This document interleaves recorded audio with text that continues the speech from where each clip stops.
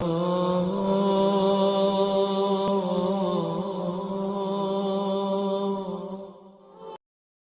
یہ جو دن چل رہے ہیں وہ ہمارے ہاں ہمارے حکمران کہتے ہیں مزید سخت فیصلے کرنے پڑیں گے۔ اور میں نے کہا تمہارے لیے تو آسان ہے، اس لیے کہ تم تو جس دفتر میں بیٹھ کے فیصلہ کرتے ہو اس کی تو بتی کوئی نہیں جاتی، تمہیں کیا پتا ہو، وہاں تو اے سی بھی 1 منٹ کے لیے بند نہیں ہوتا۔ یہ تو اس سے پوچھو باپ سے کہ جو عید سے پہلے اپنی بیوی سے مشورہ کر رہا ہے کہ عید آ گئی ہے، اگر بیٹی کے گھر کپڑے نہ بھیجے تو اس کی ساس باتیں کرے گی۔ تو ہمارے ہاں زیادہ تر لوگ بات اس لیے سیکھتے ہیں کہ میں کوئی کہیں سے مسئلہ سیکھوں گا پھر جا کے اپنی مسجد کے امام کو تنگ کروں گا کہ وہاں تو میں یہ سن کے آیا ہوں تو یہاں یہ کام کیوں نہیں ہوتا۔ میں کوئی بات سیکھوں گا تو پھر میں اس سے بحث کا دروازہ کھولوں گا۔ علم کا مطلب ہی اپنے آپ کو سنوارنا ہے، معلومات حاصل کرنے کا مطلب یہ کہ آپ کے عمل میں پختگی آئے، آپ کے کردار میں پختگی آئے، آپ نے جو سیکھا ہے آپ اس کے مطابق اپنے آپ کو ڈھالیں۔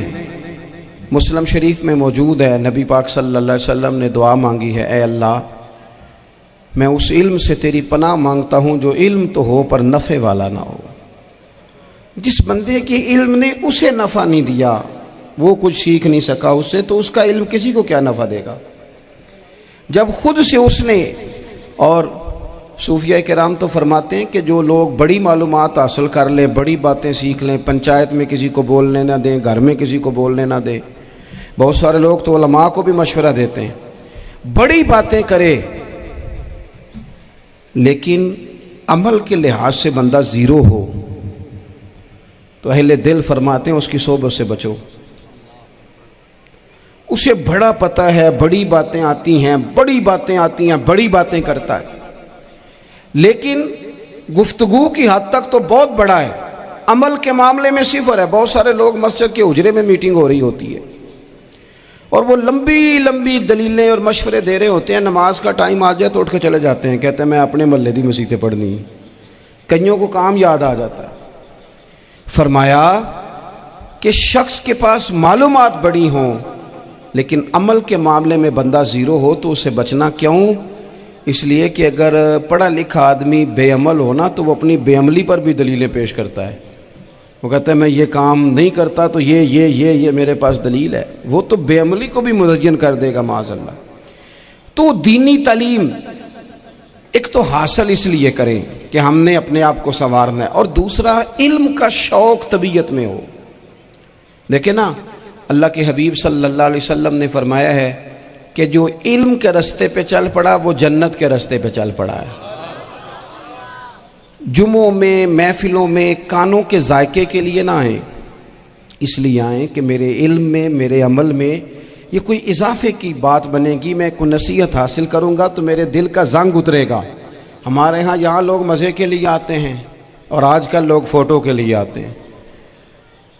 ان دو کاموں سے نکل کر خالص اصلاح کی نیت سے علم کا شوق، ہمارے ہاں تیزی سے ایک حرکت کی گئی، علماء کا وقار خراب کیا گیا اور لوگوں کو دینی علوم سے دور کیا گیا، اور اس میں بعض بیچارے واعظین اور خطباء نے بھی کردار ادا کیا جب جعلی پیر کی تعریفیں کھول کے کیں، اور اسے پتہ نہیں کہاں تک۔ یہ اسٹیج ہوتے ہیں نا، ان میں کوئی بندہ اچھا لگے بھی تو اس کے لیے دعا کرنی چاہیے، تعریفیں نہیں کرنی چاہیے۔ تعریفیں اس کا کوئی فائدہ نہیں ہے، اس بندے کو تو دعا کا فائدہ ہے، اگر آپ کو اچھا لگ رہا ہے تو اسے دعا دیں، اس سے زیادہ کچھ نہیں کریں۔ اور ہمارے ہاں جناب وہ نقیب محفل بیچارے کی شامت آ جاتی ہے اگر تعریفیں تھوڑی کرے تو کہتے ہیں انہوں تو نام ہی نہیں لینا ہوں، وہ بھائی اس کے نام لینے سے آپ کا قد اونچا ہوتا ہے۔ تو علم اور عالم، ان دونوں چیزوں سے قوم کو دور کیا گیا۔ دینی تعلیمات کا فقدان ہے، جو میٹرک تک لوگ 60-70 کتابیں پڑھ جاتے ہیں انہیں بھی قرآن پاک ٹھیک سے نہیں پڑھنا آتا، دور کیا گیا۔ آپ مجھے بتائیے، چلیں ایک مسجد ہی آپ دیکھ لیں، اس مسجد کے اندر اگر ایک طرف ایک عالم دین مشکاہ شریف کھول کے بیٹھے ہوں، حدیث پاک کا درس ہو رہا ہے، یا بہار شریعت کھول کے بیٹھے ہیں، فقہی مسائل بیان کیے، اور اسی مسجد میں ایک بابا جی جبہ پہن کے تگڑا سا بڑی سی پگڑی باندھ کے اور 500 دانے والی تسبیح لے کے بیٹھے ہیں، اب ایک بندہ اندر آتا ہے تو وہ کدھر جائے گا، عالم کی طرف کہ بابا جی کی طرف؟ وہ کیوں جا رہا ہے بھلا بابا جی کی طرف؟ وہ اس لیے کہ ہم نے اسے یہ بتایا ہی نہیں کہ جس طرح سبحان اللہ سبحان اللہ سبحان اللہ پڑھنا عبادت ہے نا، اسی طرح دارابا پڑھنا بھی عبادت ہے۔ اسے ہم نے بتایا نہیں کہ جب تک علم کے رستے میں رہنا بھی عبادت ہے، جب تک اسے یہ سمجھ نہیں نہ آئے گی کہ جس طرح وظائف کی کتاب پڑھنا عبادت ہے، اسی طرح مشکوٰۃ شریف پڑھنا بھی عبادت ہے، حدیث بخاری کا درس لینا بھی عبادت ہے، مسلم شریف کی احادیث پر اپنے اساتذہ سے بیٹھ کر دروس پانا بھی عبادت۔ جب تک یہ پورا مزاج دیکھیں نا، نبی پاک صلی اللہ علیہ وسلم نے فرمایا رات کی ایک گھڑی بھر دین سیکھ لینا ساری رات نفل پڑھنے سے بہتر ہے۔ اب ہمیں سمجھنا چاہیے کہ کتاب پڑھ کے بھی بندہ رب رسول تک پہنچ سکتا ہے، کتاب و سنت رستہ آسان کرتے ہیں، لیکن ہمارے ہاں کیا مزاج دیا گیا ہے؟ بابا جی کے پاس چلو، ضرور جائیں بابا جی اگر نیک ہیں تو منع کوئی نہیں کر رہا، لیکن جو سوچ ہمیں حضور نے دی ہے ہم نے اسی سوچ کے مطابق اپنے معاملات کو ترتیب دینا ہے نا۔ اب ایک بات میں نے آپ سے پوچھی اور آپ نے کہا قوم ساری بابا جی کی طرف جائے گی۔ حدیث پاک کس طرح ہے؟ اللہ کے محبوب مسجد شریف میں تشریف لائے، دونوں جانب لوگوں کے حلقے بنے ہوئے ہیں، لوگ بیٹھے ہوئے ہیں، ایک حلقے میں لوگ اللہ کی یاد کر رہے ہیں، ذکر ہو رہا ہے، ایک حلقے میں بیٹھ کے ایک عالم کتاب و سنت کا درس دے رہے ہیں، ایک صحابی اور باقی سن رہے ہیں۔ خاص توجہ کریں نوجوان میری بات پر، رسول کریم صلی اللہ علیہ وسلم دونوں کے بیچ کھڑے ہو گئے اور کریم نے فرمایا دونوں محفلیں خیر کی ہیں، دونوں ہی حلقے خیر کے ہیں۔ اور پھر حضور فرمانے لگے مجھے چونکہ رب نے استاد بنا کے بھیجا ہے، میں چونکہ معلم بن کے آیا ہوں، یتلو علیکم آیاتنا ویزکیکم، میں چونکہ کتاب و سنت کی تعلیم کے لیے آیا ہوں۔ یہ لفظ کہتے کہتے حضور اس جماعت میں بیٹھ گئے جو دین پڑھ اور پڑھا رہی تھی۔ حضور وہاں بیٹھے جہاں بات دین کی ہو رہی، جہاں لوگوں کو اللہ رسول کی بات بتائی جا رہی۔ تو جمعے میں وقت پہ آئیں، اپنی دینی معلومات مضبوط کریں اور اپنے لیے مضبوط کریں۔ میں آپ کو بڑے درد سے یہ بات عرض کرتا ہوں،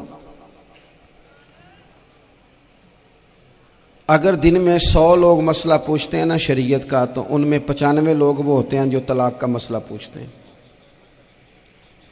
والد صاحب نے، بیٹی کے والد صاحب نے 2 مہینے پہلے آرڈر دیا ہوتا ہے فرنیچر کا، بیٹے کی شادی ہو تو مہینہ پہلے شیروانی والے کو بھی کہنا پڑتا ہے، گاڑیاں بک کرانی پڑتی ہیں، میرج ہال بک، یہ سارے لوازمات ہم کرتے ہیں، سارا کچھ کیا۔ گاڑی سے گھر بسنا ہے، میرج ہال سے بسنا ہے، فرنیچر سے بسنا ہے، ہم نے سارا کچھ ان کو بتایا، لیکن کاش 2 گھنٹے بچی کسی معلمہ کے پاس جاتی، بچہ کسی استاد کے پاس جاتا، نکاح طلاق کے مسئلے بھی سیکھتے۔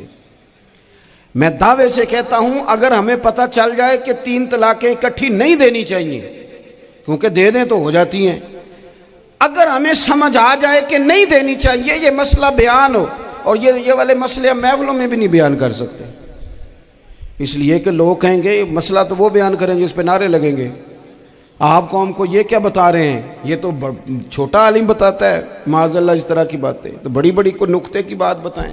وہ جس طرح ہمارے ہاں وہ 1 گھنٹہ پہلے نہیں کہتے تگڑے ہو جو میں جملہ دینے لگا، وہ پتہ نہیں جملہ آ رہا ہے کہ ایٹم بم آ رہا ہے، تیار ہو جاؤ، جو میرا جملہ ضائع نہ کرنا، ادھر بھاگ کے چلا گیا ادھر بھاگ کے آ جاؤ، اللہ جانے وہ جس طرح کبھی لگتا ہے نا پٹاری سے، اللہ جانے کیا نکلے گا، میں جملہ دینے لگا ہوں۔ تو میں کہتا ہوں تو آرام سے بیٹھ کے بھی جملہ دے دے، تیرے جملے سے کیا نکلے گا، اور تو جملہ نہ دے ہمیں کوئی آیت دے، تو جملہ چھوڑ ہمیں کوئی حدیث پاک سنا۔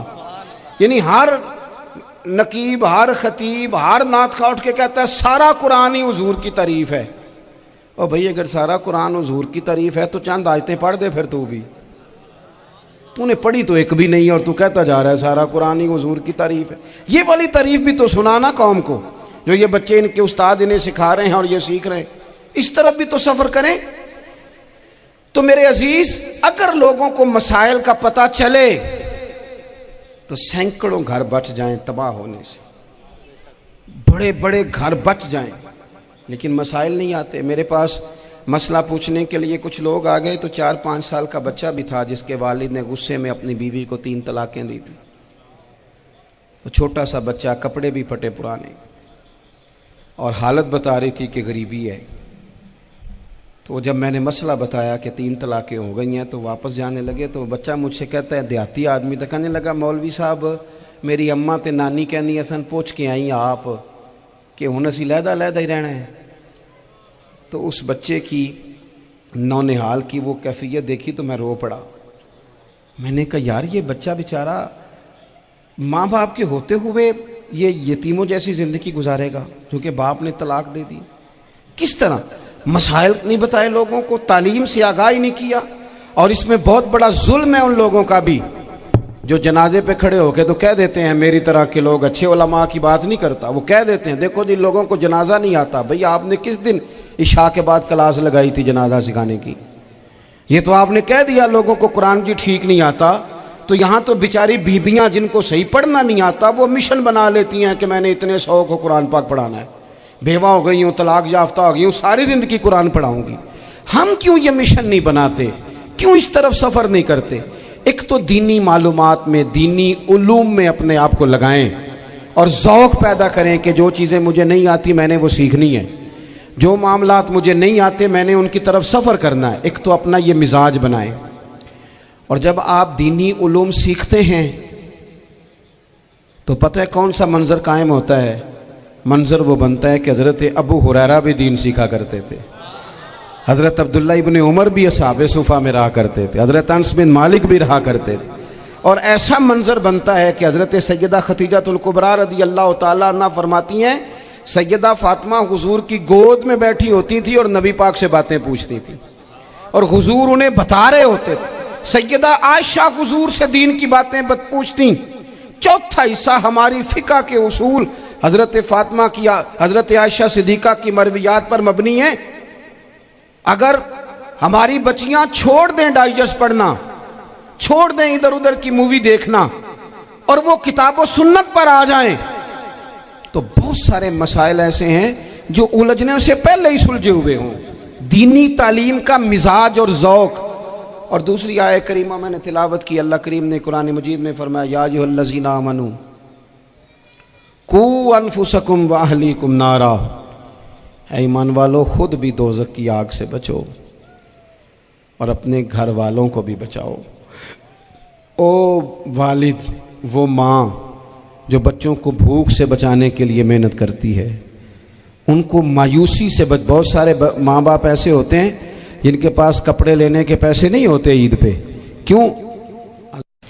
عزیز بھائی، جس طرح ہم اپنے بچوں کو دیکھیں، بہت سارے ماں باپ کے پاس گنجائش نہیں ہوتی، لیکن اس نیت سے کہ بچوں کے دل ٹوٹ جائیں گے، عید پہ کیسے گزارا کریں گے، مشکل سے بھی کپڑے خرید کے دیتے. اس طرح ہم اپنے بچوں کو بھوک سے، پیاس سے، مایوسی سے بچاتے ہیں. اس طرح ہمارے رب نے ہمارے ذمے لگایا ہے کہ تم اپنے بچوں کو کوشش کرو دوزخ کی آگ سے بچانے کی. حضرت عمر فاروق رضی اللہ تعالیٰ عنہ نے عرض کیا تھا یا رسول اللہ صلی اللہ تعالیٰ علیہ وسلم، اس آیہ کریمہ کا معنی کیا ہے؟ تو محبوب کریم علیہ السلام نے فرمایا عمر، جن چیزوں کا اللہ تمہیں حکم دیتا ہے تم اپنے گھر والوں کو ان چیزوں کا حکم دو، جن چیزوں سے رب رسول تمہیں منع کرتے ہیں اپنے گھر والوں کو ان سے روکو، اپنے گھر کے اندر نفاذ دین کرنے کی کوشش کرو.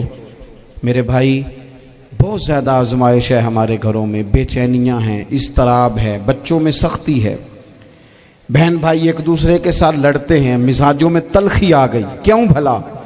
اس لیے کہ ماں باپ کو جو بہترین کردار اور جو حسین طریقہ گھر میں اپنانا چاہیے تھا، بچے تقریر باہر سے سنتے ہیں لیکن وہ فالو اپنے ماں باپ کو کرتے ہیں.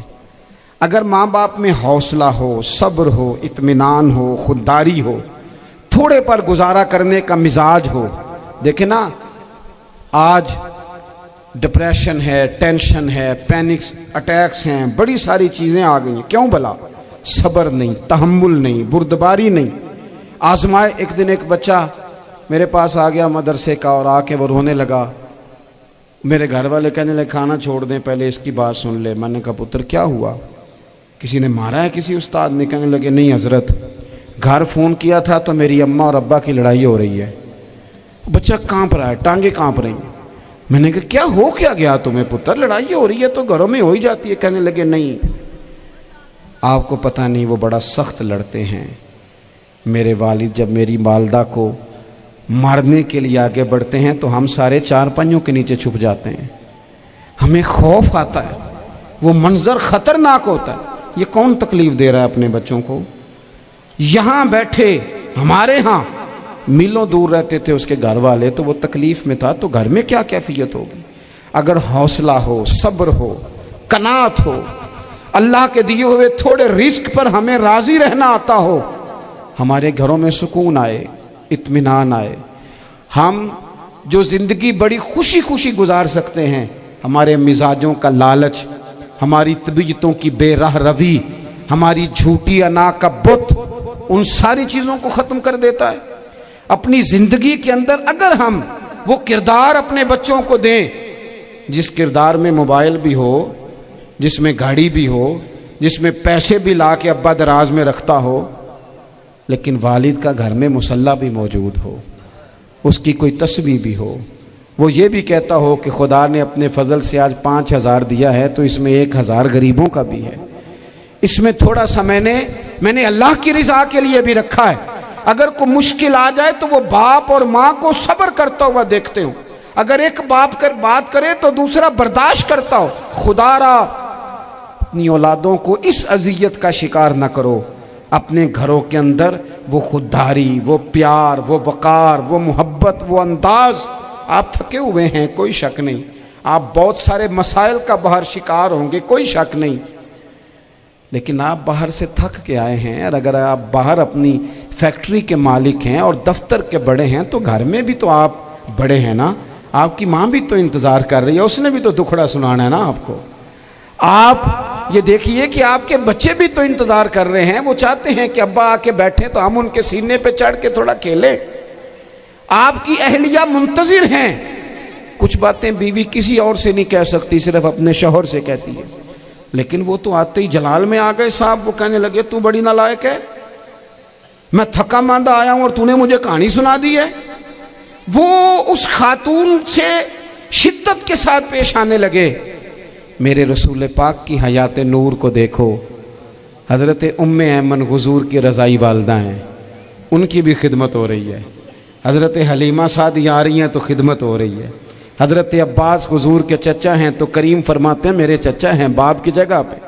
हुजूर दोस्त अहबाब सहाबा गुलामों सब के साथ प्यार कर रहे हैं। 9 अज़वाज मुतहरात हैं घर के अंदर, और कैफियत ये है कि हुजूर सिर्फ उनकी ज़रूरतों का ही ख्याल नहीं करते, ख्वाहिशात का ही ख्याल नहीं करते, बल्कि मेरे करीम का तरीका ये है कि कोई बंदा आज बोल क्या रहा है, वो कहाँ खड़ा है, आज उसके जुमले किस तरह के हैं, उसका लहजा किस तरह का हो गया है और उसे ठीक कैसे करना है।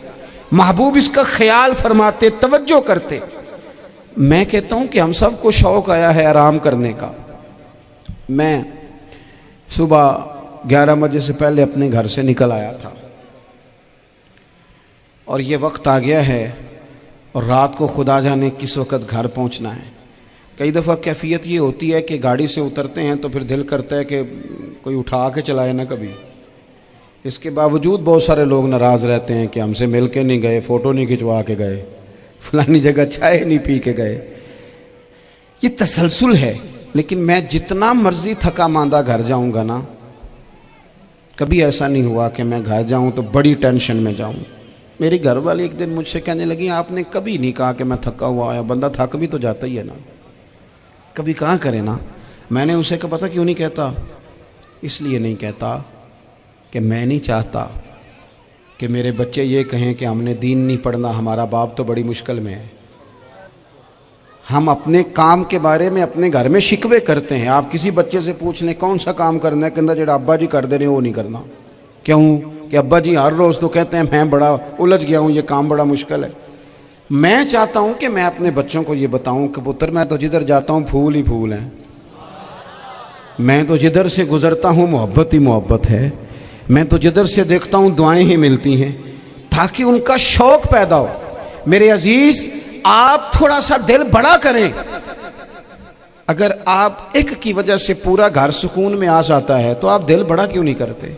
جگہ ڈھونڈتے ہیں بس مجھے کوئی تنگ نہ کرے، کوئی میری باپ ماں بدولت کو کوئی پریشان نہ کرے. بخاری شریف سنیے، حضرت عائشہ صدیقہ رضی اللہ تعالیٰ عنہ بیٹھی ہیں. حضور فرمانے لگے عائشہ آج ایک بات نہ بتاؤں تمہیں؟ یا رسول اللہ بتائیے.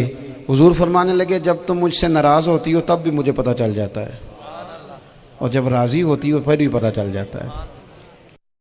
تو حضرت سید عائشہ صدیقہ بات سن کے بڑی خوش ہوئی. یا رسول اللہ وہ کیسے؟ حضور فرمانے لگے کبھی کبھی تم قسم اٹھاتی ہو. یا رسول اللہ ہاں. فرمایا جب ہوتی ہو نا راضی، خوش، تو پھر کہتی ہو مجھے رب محمد کی قسم صلی اللہ علیہ وسلم. پھر تم میرے نام کے ساتھ رب کریم کا نام ملا کے قسم اٹھاتی ہو، رب محمد کی قسم. یا رسول اللہ بالکل ایسے ہی ہے. اور فرمایا جب تمہارے دل میں کوئی بات ہوتی ہے نا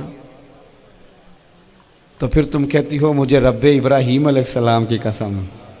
پھر تم رب محمد نہیں کہتی. یہ بخاری مسلم میں موجود ہے. حضرت عائشہ صدیقہ نے تو بات سنی تو کھل گئی طبیعت. کہنے لگی کریم صدقے جاؤں، یہاں تک خیال فرماتے ہو؟ کس کے جملے کہاں پہنچ گئے، یہاں تک خیال ہے؟ فرمایا مجھے پتہ چل جاتا ہے کہ تمہاری کیفیت کیا ہے، کہاں کھڑی ہو. او بھئی ہم تو اپنی ماں کا بھی خیال نہیں رکھتے.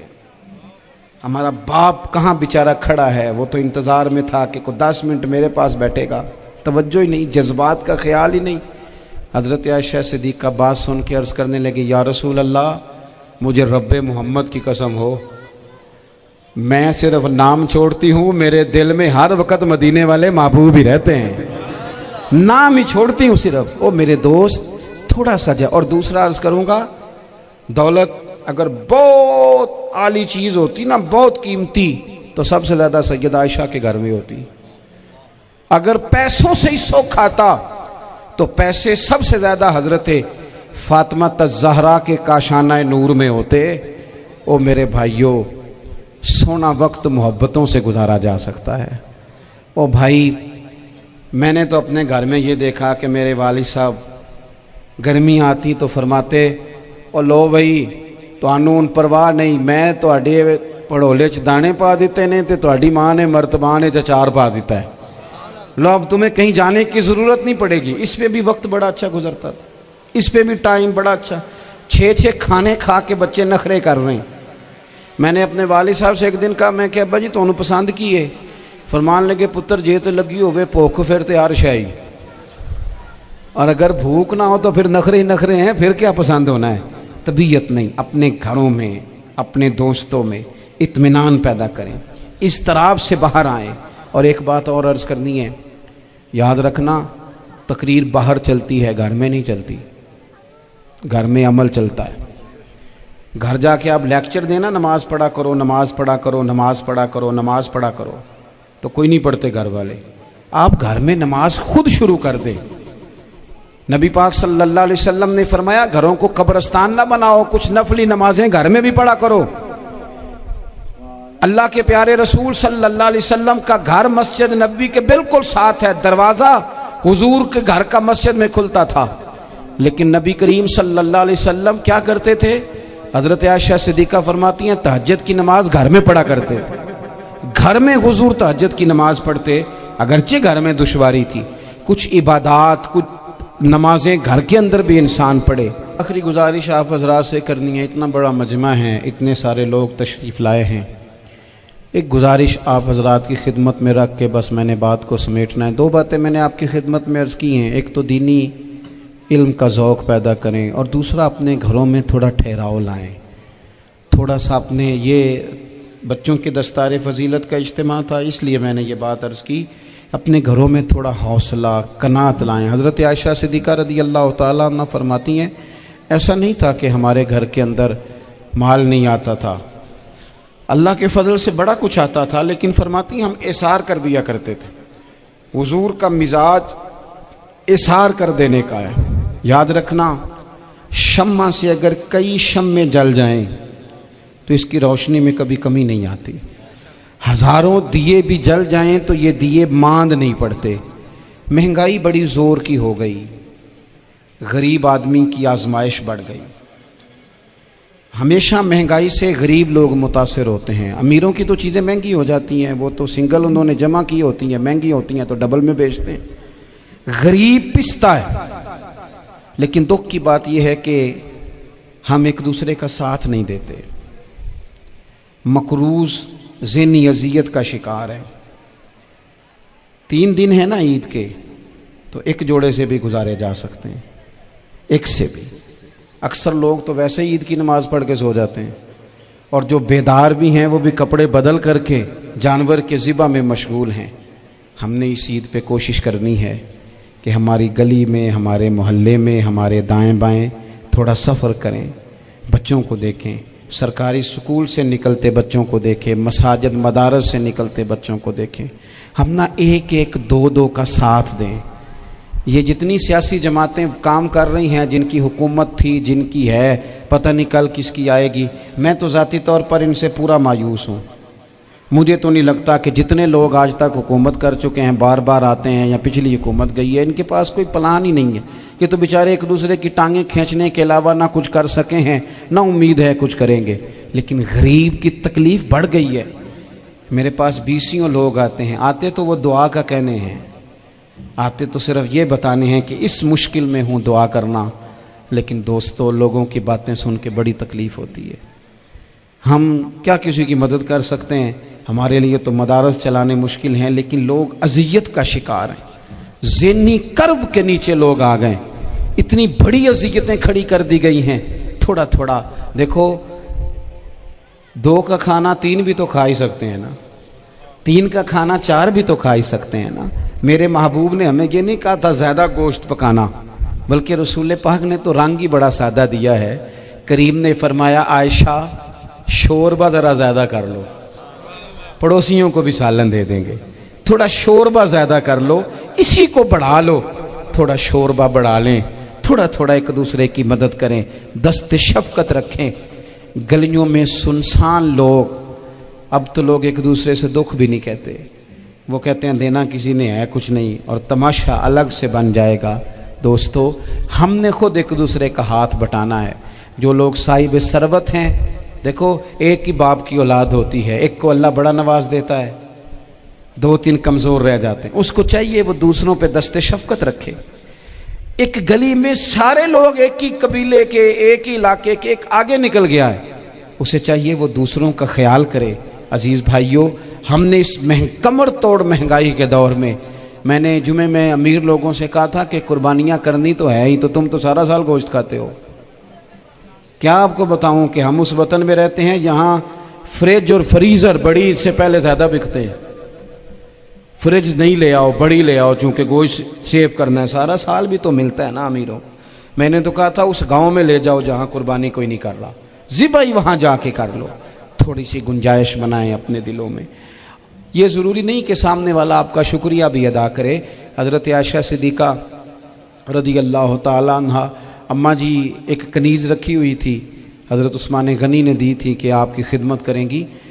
तो वो कनीज़ कहती है कि अम्मा जी तो मेरी भी रोटियां पका देती थी, वो तो मेरे लिए भी खाने का एहतमाम कर देती थी, लेकिन कोई दरवाज़े पे अगर मांगने आता तो हज़रत आयशा सिद्दीक़ा मुझे कहती इसे खैरात दे आओ।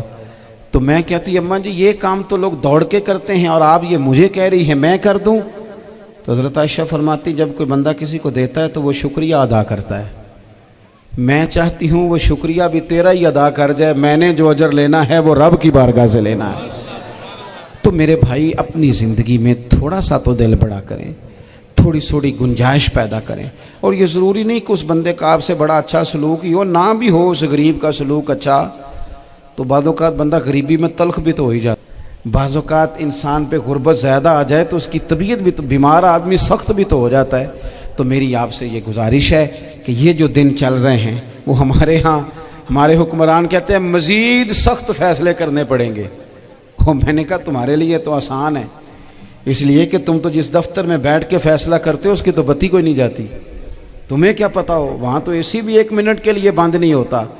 ये तो उससे पूछो बाप से कि जो ईद से पहले अपनी बीवी से मशवरा कर रहा है कि ईद आ गई है, اگر بیٹی کے گھر کپڑے نہ بھیجے تو اس کی ساس باتیں کرے گی۔ یہ چھوٹی عید گزری تھی نا، تو ہمارے ہاں کچھ لوگ سمجھتے ہیں کہ سخاوت صرف رمضان میں ہی کرنی ہے، اور رمضان میں ثواب زیادہ ہے، ورنہ راشن ونڈن والے لوگ کو عیدوں بعد بھی بھوک لگ دیجئے، عید کے بعد بھی اسی طرح ہی غریب کے ساتھ پیٹ ہوتا ہے، لیکن توجہ نہیں۔ ایک تو ذوق علم پیدا کریں، ایک اپنے گھر میں اطمینان کا ماحول لائیں۔ تیسری گزارش یہ ہے کہ مہنگائی اور سختی کے اس دور میں اپنے مسلمان بھائیوں کا، عزیزوں کا، اہل محلہ کا ہاتھ بٹائیں، پیار کریں۔ اللہ تبارک و تعالی اپنے بندوں پر بڑا مہربان ہے، وہ اپنے بندوں کو معاف کرنے والا ہے، اپنے بندوں پر رحمت کرنے والا ہے۔ ہم اللہ تعالیٰ کے عاجز بندے ہیں، خواہشات نفسانیہ کئی دفعہ معاذ اللہ غالب آتی ہیں، غلطیاں ہو جاتی ہیں، اور ان غلطیوں کی پاداش میں انسان اپنی جان پر زیادتی کرتا ہے۔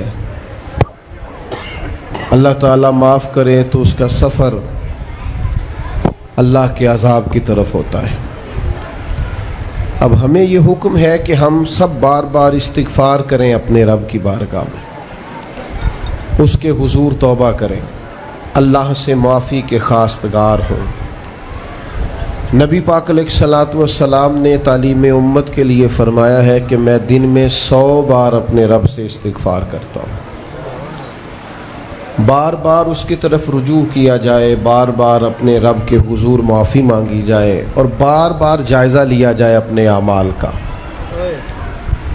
بار بار کوشش کی جائے کہ ہم اپنے آپ کو سنواریں، ہم اپنے آپ کو بدلیں، اپنے اندر تبدیلی لائیں، ہم ایسے اعمال کریں جس کی برکت سے اللہ تعالی ہمیں معاف فرمائے۔ اللہ جزائے، بڑی مہربانی، جزاک بڑی مہربانی۔ کوشش کریں کہ ہم بار بار اپنا حساب کریں، محاسبہ کریں۔ ہمارے ہاں یہ ہوتا ہے کہ لوگ اپنی جسمانی صحت کا تو بڑا خیال رکھتے ہیں کہ میری طبیعت ٹھیک نہیں، ٹیسٹ کرا لوں، یہ چیز کھاؤں، یہ نہ کھاؤں، میں غور کروں کہ کس چیز سے میری طبیعت خراب ہوتی ہے، کس سے بہتر ہوتی ہے، اس کا بڑا لحاظ اور خیال کیا جاتا ہے۔ لیکن روحانی زندگی کس سے برباد ہوتی ہے، کون سے گناہ ہیں جو باطن کو اجاڑ دیتے ہیں، دل کو تباہ کر دیتے ہیں، اخلاق کا جنازہ نکال دیتے ہیں، اس پر ہم غور نہیں کرتے۔ اپنی ساری زندگی اپنا ظاہر سنوارنے میں گزار دیتے ہیں، اور دل جس پر رب کریم کی نظر کرم رہتی ہے اس پر ہم توجہ نہیں کرتے۔ سب سے پہلے تو اپنا محاسبہ کریں زندگی میں۔ حضرت عمر رضی اللہ تعالیٰ عنہ ایک جملے میں بات بہت بڑی ارشاد فرما گئے۔ آپ فرماتے ہیں کہ اپنا حساب کرو اس سے پہلے کہ تمہارا حساب کیا جائے، پھر حساب کیا جائے گا تمہارا پھر مشکل ہوگی، تو ابھی سے اپنا حساب کیا جائے۔ اب ان لوگوں کا معاملہ ہے جو دنیا سے رخصت ہو گئے۔ انسان خیر اور بدی اس کا مجموعہ ہوتا ہے، انسانوں میں نیکیاں بھی ہوتی ہیں، کمزوریاں بھی ہوتی ہیں۔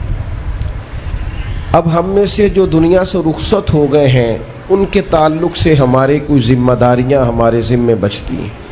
ایک تو ہم سب کا معاملہ ہے، وہ میں نے پہلے عرض کر دیا کہ ہمیں اپنا حساب کرنا ہے، اپنے معاملات کو دیکھنا ہے، استغفار کرنا۔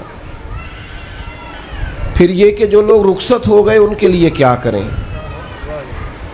تو چونکہ انسان میں کمیاں بھی ہوتی ہیں، خوبیاں بھی ہوتی ہیں، تو سب سے پہلے تو اللہ کے حبیب علیہ السلام نے ہمیں فرمایا ہے کہ اذکروا محاسن موتاکم، جب تم میں سے کوئی رخصت ہو جائے تو اس کی اچھی اچھی باتوں کا ذکر کرو۔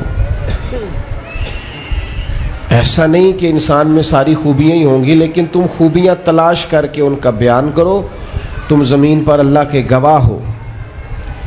ایک تو جب بھی کسی جانے والے کا ذکر کریں خیر کے ساتھ کریں، بھلائی کے ساتھ کریں، اچھے لفظوں کے ساتھ کریں۔ کہیں کوئی کمی یاد آئے بھی تو اب اسے چھوڑ دے، وہ بندہ رخصت ہو گیا۔ اس کا ذکر خیر کے ساتھ کرنا، اس کو ذہن میں ضرور بٹھائیں۔ دوسری بات یہ کہ جب کوئی دنیا سے جائے تو اس کی طرف سے اصال ثواب کریں، یعنی ایسے اعمال کرے جن کی وجہ سے اسے ثواب پہنچے۔ اب ہمارے ہاں جو رسم و رواج بعض بن گئے ہیں، بڑی بڑی دیگیں، بڑے لاؤ لشکر، نامی گرامی بندہ ہے تو نامی گرامی آؤ جاؤ تو کھانے تو بڑا جلسہ تو پتہ لگ جائے لوگوں کو۔ تو پہلے تو یہ یاد رکھو جس کام میں تھوڑی سی بھی ریاکاری ہو اس پر اللہ کی بارگاہ سے اجر کی امید کیسے رکھتے ہو؟ جب تک عمل خالص لوجہ اللہ نہیں ہوتا، جب اس پر ثواب مل نہیں رہا تو جائے گا کیسے؟ جتنا آپ عمل چھپا کے کریں گے، جتنا آپ عمل اللہ کی رضا کے لیے کریں گے، اتنا ثواب زیادہ ہوگا، جانے والے کو فائدہ زیادہ ہوگا۔ وہ میں ختموں پہ جاتا ہوں کئی دفعہ تو وہ کہتے ہیں اتنے لاکھ روپیہ مسجد کو دیا، اس کا بھی اعلان کر دیں، اتنے قرآن پاک پڑھے ہیں تو اس کا بھی اعلان کر دے۔ کس کو بتا رہے ہو اعلان کر کے؟ اللہ کو تو پتہ ہے تم نے کیا پڑھا ہے، یہ پرچیاں پڑھ پڑھ کے کس بات کی سنا رہے ہو؟ کیا مطلب ہے اس کا؟ حضرت عبداللہ ابن مسعود رضی اللہ تعالیٰ عنہ فرماتے ہیں بعض ریاکار مر کے بھی ریاکاری نہیں چھوڑتے۔ حضور مر کے ریاکاری نہیں چھوڑتے، مرنے کے بعد کیسے ہوگی؟ فرماتے ہیں ان کی خواہش ہوتی ہے جنازے بڑے ہونے چاہیے، لوگوں کو پتہ لگ جائے فلانا گیا، مرنے کے بعد بھی تو دکھاوا کر رہا۔ حضرت ابو ذر غفاری رضی اللہ تعالیٰ عنہ کا جنازہ چند لوگوں نے پڑھا ہے، 4-5 لوگوں، اور حضور کے محبوب ترین صحابی ہیں۔ بڑا جنازہ بھی بڑی بات ہے، اللہ تعالیٰ توفیق دے تو اچھے لوگوں کے بڑے جنازے، لیکن کسی کا جنازہ چھوٹا بھی ہو جائے تو مطلب یہ نہیں کہ بندہ ٹھیک نہیں تھا۔ بات کی سمجھ آ رہی ہے؟ تو میرے عزیز، اصال ثواب کریں تو اللہ کی رضا کے محض پتہ ہوتا ہے محلے میں غریب کون ہے، اپنے والد اور والدہ کے نام پر غریب کو دے دیں، کسی مقروض کی مدد کریں، اس بیچارے کی جان چھوٹ جائے۔ آپ کوئی گلی ٹھیک کرا دیں جہاں سے لوگوں کا گزرنا آسان ہو، آپ کچھ ایسا نظام کر دیں جس سے لوگوں کے لیے آسانیاں پیدا ہو جائیں، لیکن آپ محض وہی کام کریں گے جس سے دکھاوا ہوگا تو کیا امید کرتے ہیں اس پر اجر کی؟ تو اصال ثواب دیکھیں قوم کو ضرورت کیا ہے، وہ والا اصال ثواب کریں۔ حضرت سعد رضی اللہ تعالیٰ عنہ نے جب آن کر کے عرض کیا تھا کہ یا رسول اللہ صلی اللہ تعالیٰ علیہ وسلم، میری والدہ کا انتقال ہو گیا ہے تو میں ان کے لیے کیا کروں؟ تو محبوب نے فرمایا کہ فلاں جگہ پانی کی قلت ہے تو وہاں کنواں کھدوا دے۔ معنی کیا ہے کہ اس پانی پینے سے اللہ تبارک و تعالیٰ تیری ماں کو اس کا اجر عطا فرمائے گا۔ صدقہ تو جس چیز کی ضرورت ہے آپ وہ چیز کر کے دیں، اور ختم چپ کر کے بھی ہو جاتا ہے، گھر کے اندر بھی ہو جاتا ہے، اکیلے بھی ہو جاتا ہے، اس کے لیے لاکھوں کروڑوں لگانے کی کوئی ضرورت بھی نہیں۔ چوتھی بات، تیسری بات، کوشش فرمائیں کہ جو نیکیاں جانے والا کرتا تھا وہ نیکیاں جاری رہیں، اس کے بچے، اس کی اولاد، اس کے سارے رشتہ دار ان نیکیوں، اگر وہ کوئی بھلائی کرتا تھا تو وہ بھلائی ہوتی رہے، وہ جاری رہے، وہ سلسلہ آگے بڑھایا جائے۔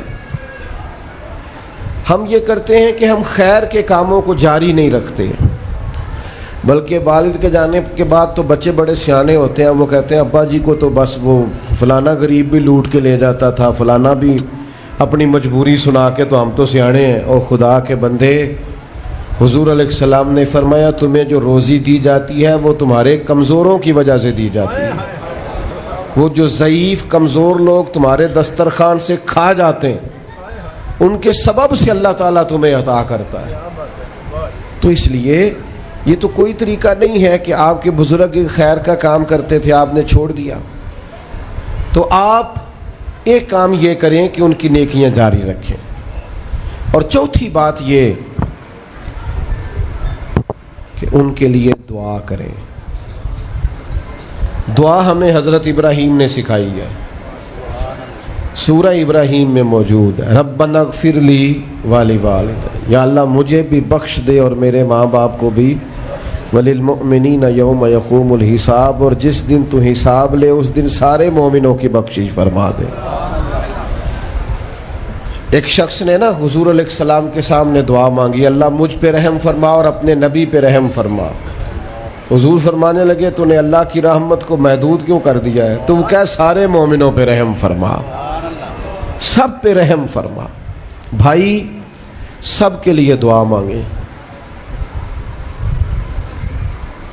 ये 2-4 बच्चों का मोबाइल का मसला रह गया, बाकियों का बेटा बैठ जाओ, प्यारे बेटे बैठ जाओ, पुत्र बैठ जाओ, आप भी बैठ जाओ बेटे,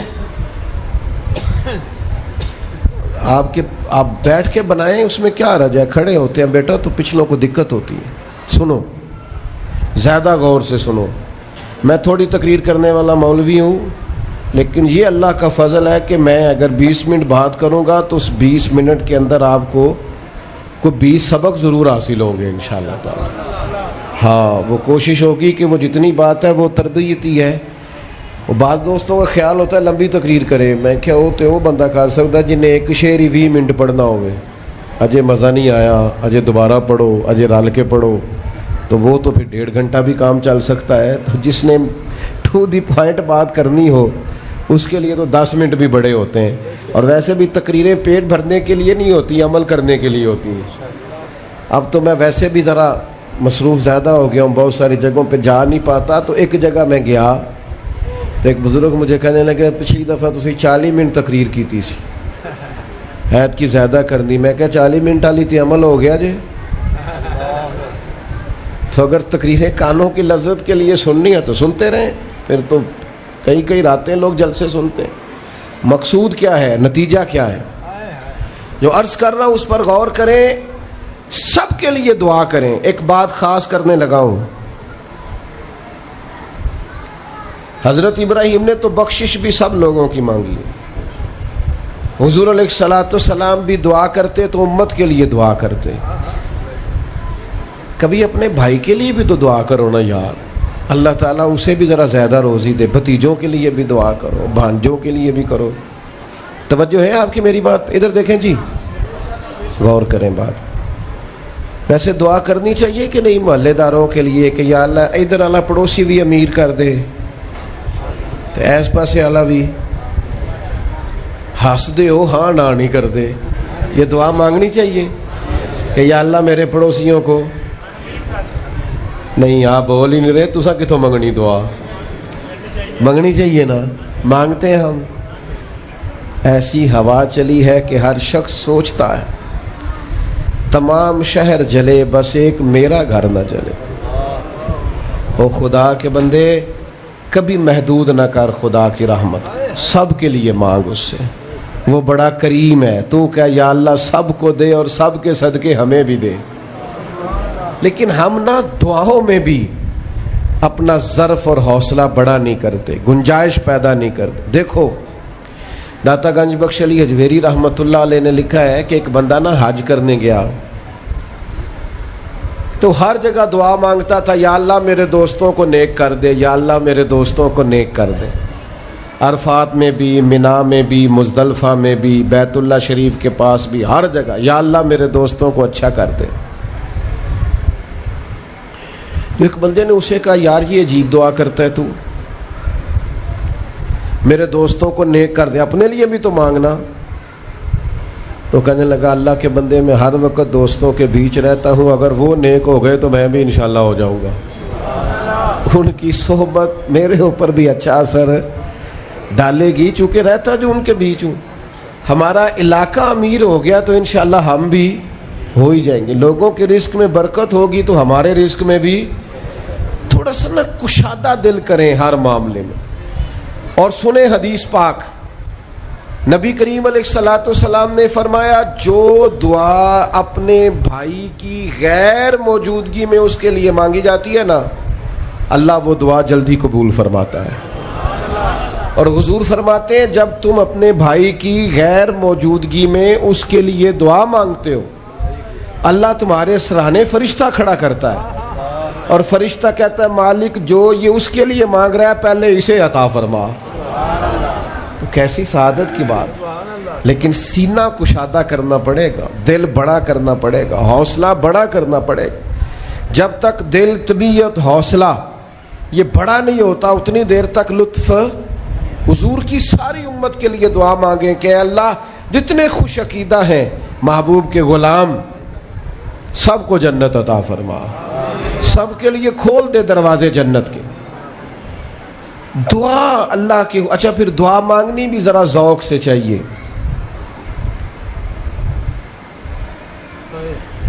کسی بندے نال ذاتی کام ہوئے، ذاتی کوئی لوڑ پہ جائے وہ کیویں کرائی دا پلا جی؟ تو ان پتہ ہے سارے انو گل دا۔ السلام علیکم جناب، کہندا وعلیکم السلام، کتھے ہو جی؟ میں تے دور ہاں، کدھر تسی حکم کرو۔ کہندا نہیں ٹیلی فون والی گل ہی نہیں، مینو مل کدھرے؟ اور رات کو کسی وقت کہتا میں 2 بجے آؤں گا، میں جاگنا یار مجبوری بڑی ہے، تو پاویں 3 بجے آ مر مینو مل کے سویں۔ پھر اس کو جا کے مجبوری بتاتے ہیں، کلیاں قسمیں اٹھاتے ہیں، اور یہ بھی اس کو کہتے ہیں بار بار کہ میں سارے دوستاں سنگیاں ساتھیاں ساکاں نو آکھ بیٹھا تیرے تو بغیر گل کو نہیں سنی کسی بھی۔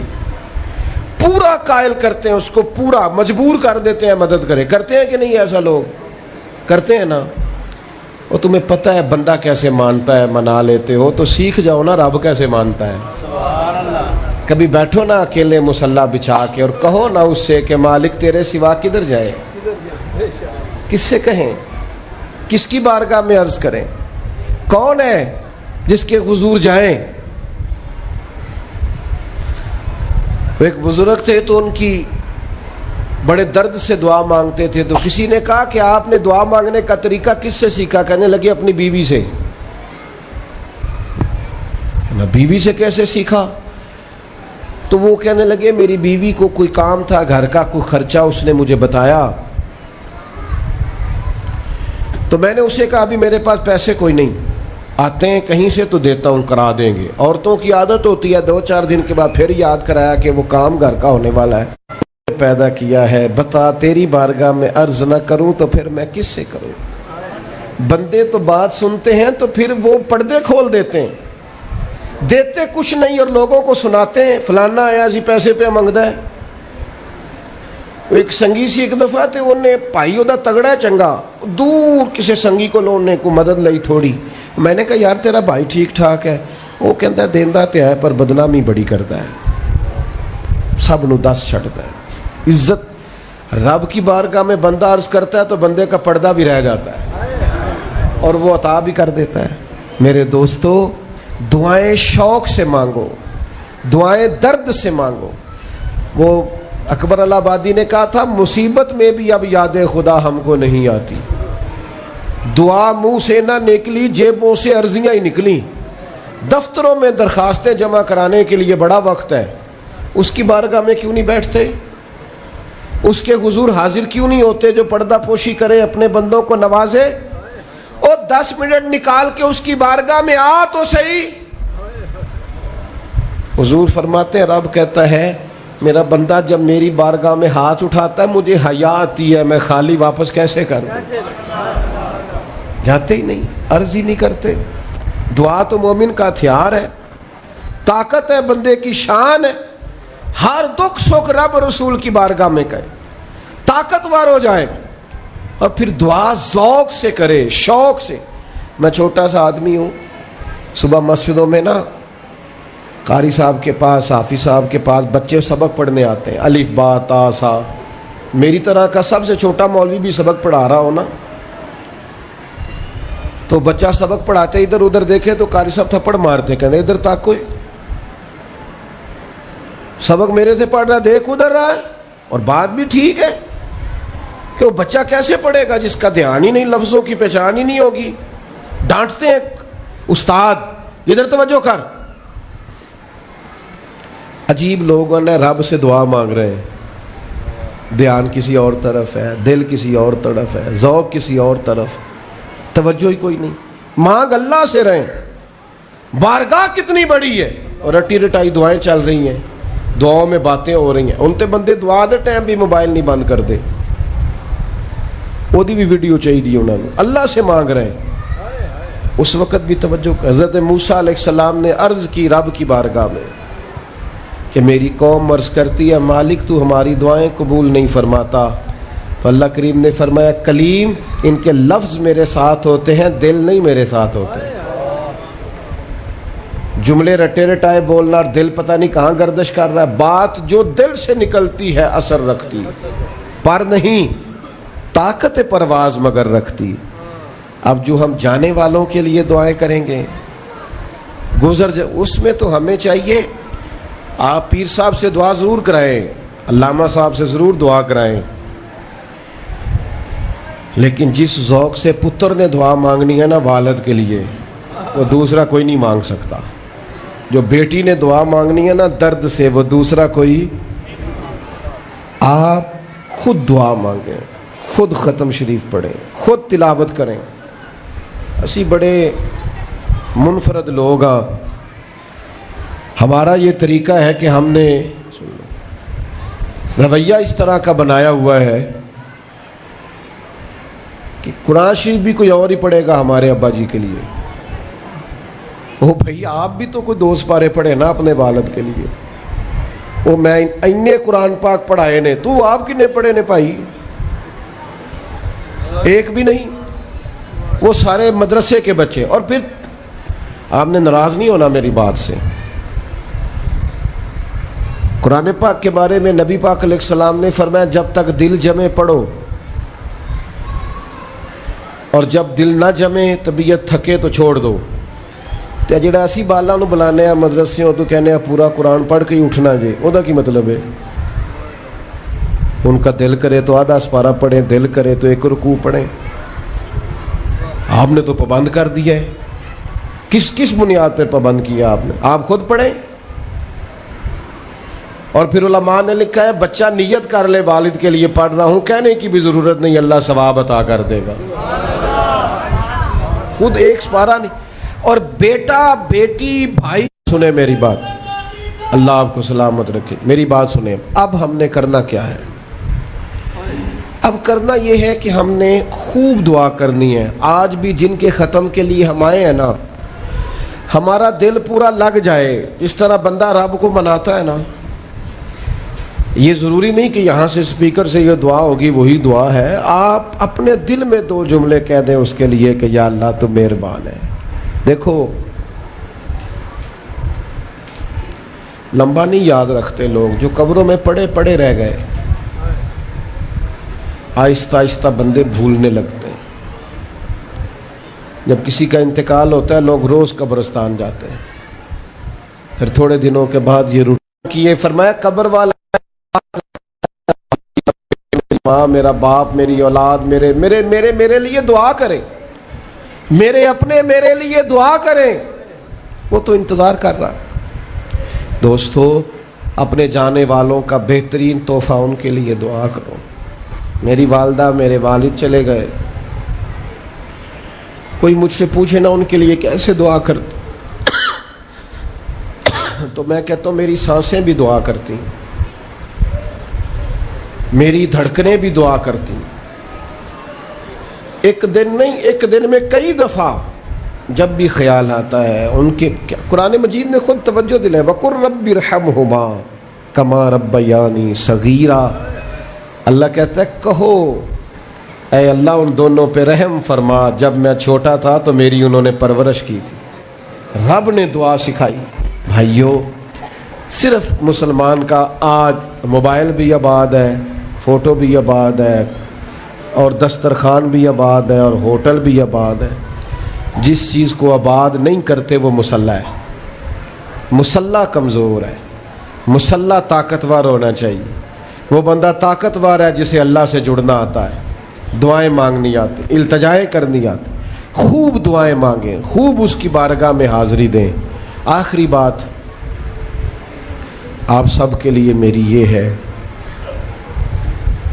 کہ ہم سب نے دنیا کو چھوڑ کے جانا ہے. ہم دنیا میں اچھے عمل کرنے آئے ہیں. جڑا بچہ اتوں پردیس گیا ہے نا, ابا جی نے پلاٹ ویچیا ہے تے اماں نے زیور ویچیا ہے, وہ باہر کام نہ کرے تو جڑے اتوں کو بندہ جائے وہ کہتے یار تو کڈا بیوقوف ہے، تیری ماں پیو نے جڑے کام کر لیا تو وہ کرتا ہی نہیں، پہلا پھرنا ہے۔ اور پھر میں نے سیانے لوگ دیکھے ہیں سعودی عرب میں 40 سال گزارتے ہیں پر وہاں گھر نہیں بناتے، دبئی میں یورپ میں 40 سال گزارے، گھر نہیں کوئی، بلکہ جو کمبل خریدا تھا نا جاتے وقت واپسی تک وہی کمبل ہے۔ کیوں؟ کہ وہ سمجھتے ہیں گھر تو پاکستان میں،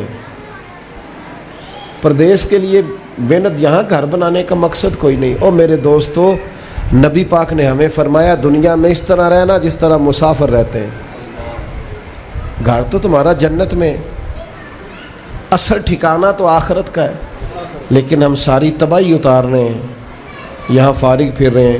آپ نے ناراض نہیں ہونا، ڈھیر سارے بندے بے نمازی ہیں اور بلا وجہ بے نمازی ہیں، کوئی وجہ نہیں۔ جو بندہ کہتا ہے نماز کے لیے ٹائم نہیں ملتا، جھوٹ بولتا ہے، کیونکہ رب کہتا ہے لا یکلف اللہ نفسا الا وسعها، جو بوجھ کوئی اٹھا نہ سکے میں ڈالتا ہی نہیں۔ تو ہم نماز پڑھ سکتے تھے تو اللہ نے فرض کی ہے، ٹھنڈے اے سی لگ گئے، اب فجر میں آنکھ ہی نہیں کھلتی۔ او خدا کے بندو، اس وقت سے ڈرو جب اے سی بھی ہو، کمرہ بھی ہو، پر نیند ہی نہ آئے۔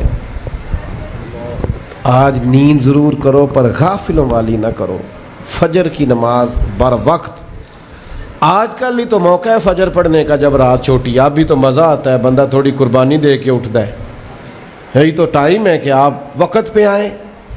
اور یہ ذمہ داری ہے گھر کے بزرگوں کی کہ وہ جس طرح ناراض ہوتے ہیں نا میری روٹی کیوں نہیں ٹائم نہ پکی، انہیں ناراض ہونا چاہیے کہ تم نے نماز کیوں نہیں پڑھی، لیکن وہ ذات کے لیے ناراض ہوتے ہیں، دین کے لیے ناراض ہی نہیں ہوتے۔ اس پر ضرور توجہ کریں، بالخصوص اپنی نماز کا خاص۔ اور نوجوانوں سے کہوں گا، جو بندہ جوانی میں نمازی نہیں نہ ہوتا، بڑھاپے میں اس کے لیے عادت ڈالنا مشکل ہوتا ہے۔ ابھی سے نمازی ہو جاؤ، بڑا مزہ آئے گا، زندگی مینج ہو جائے گی۔ ہم تو بھائی ٹائم کے اتنے پابند ہی نہیں رہے، ساڈا تو ٹائم ہی ہے وے، زور تو پہلا زور تو بعد، اثر تو پہلا تے اثر تو، ہر چیز نماز کے ساتھ سیٹ ہے۔ بڑا مزہ آئے گا اگر اس کے ساتھ آپ کی زندگی ساری ترتیب پا جائے۔ دعا کرتا ہوں اللہ ہماری حاضری قبول فرمائے۔